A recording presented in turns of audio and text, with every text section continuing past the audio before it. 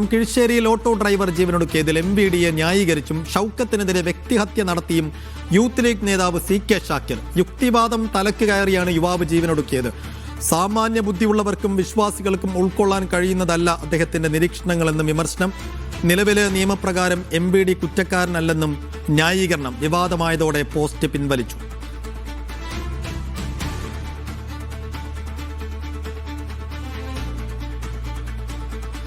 ജംഷീർ കൊടിഞ്ഞി വിശദാംശങ്ങളുമായി. ജംഷീർ, എന്ത് തരം വിവരങ്ങളുടെ ബോധ്യങ്ങളുടെ അടിസ്ഥാനത്തിലാണ് ഇപ്പോൾ ഈ CK ഷാക്കിറിന്റെ പോസ്റ്റ്? എന്തെങ്കിലും വിശദീകരണം ഷാക്കിർ നടത്തുന്നുണ്ടോ?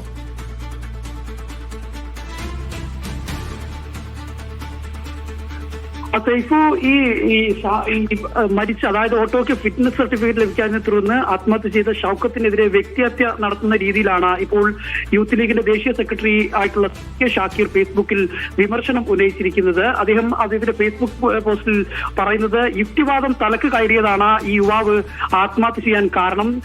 ഇക്കാര്യങ്ങൾ മാധ്യമങ്ങളും നവമാധ്യമങ്ങളും തെറ്റായ നിരീക്ഷണമാണ് ഇക്കാര്യത്തിൽ നടത്തിക്കൊണ്ടിരിക്കുന്നത്. ഒരാൾ എന്തെങ്കിലും ചെയ്തതിന്റെ പേരിൽ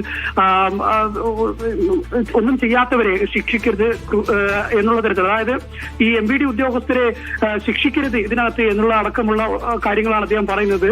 ആത്മഹത്യ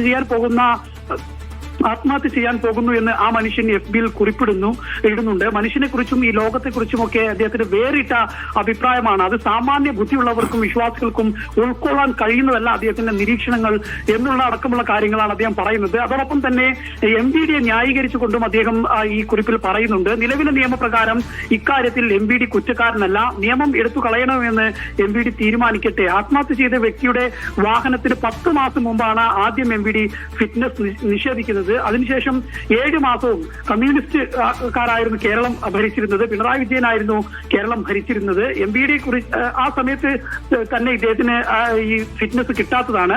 MVDയെ കുറിച്ച് അയാൾ ആരോപിക്കുന്നതിൽ പരിശോധനകൾ നടക്കട്ടെ എന്നുള്ള കാര്യം പറയുന്നു. ഈ ആത്മഹത്യയെ പ്രോത്സാഹിപ്പിക്കുന്നതും വിശ്വാസത്തെ പരിഹസിക്കുന്നതൊന്നും തന്നെ അംഗീകരിക്കാനാകില്ല എന്ന തരത്തിലാണ് അദ്ദേഹം ഇപ്പോൾ ഫേസ്ബുക്കിൽ പോസ്റ്റ് ഇട്ടിരിക്കുന്നത്. അത് അദ്ദേഹത്തെ വ്യക്തിഹത്യ, അതായത് മരിച്ച ഷൗക്കത്തിനെ വ്യക്തിഹത്യ ചെയ്യുന്ന രീതിയിൽ കൂടിയാണ് ഈ പോസ്റ്റ് എന്ന് കൃത്യമായി നമുക്ക് മനസ്സിലാക്കാൻ കഴിയുന്നതാണ്. അതേസമയം തന്നെ ഈ പോസ്റ്റ് ഇപ്പോൾ വിവാദമായതിന് തൊട്ടുപിറകെ അദ്ദേഹം FBയിൽ നിന്ന് ഈ പോസ്റ്റ് നീക്കം ചെയ്യുകയും ചെയ്തിട്ടുണ്ട്.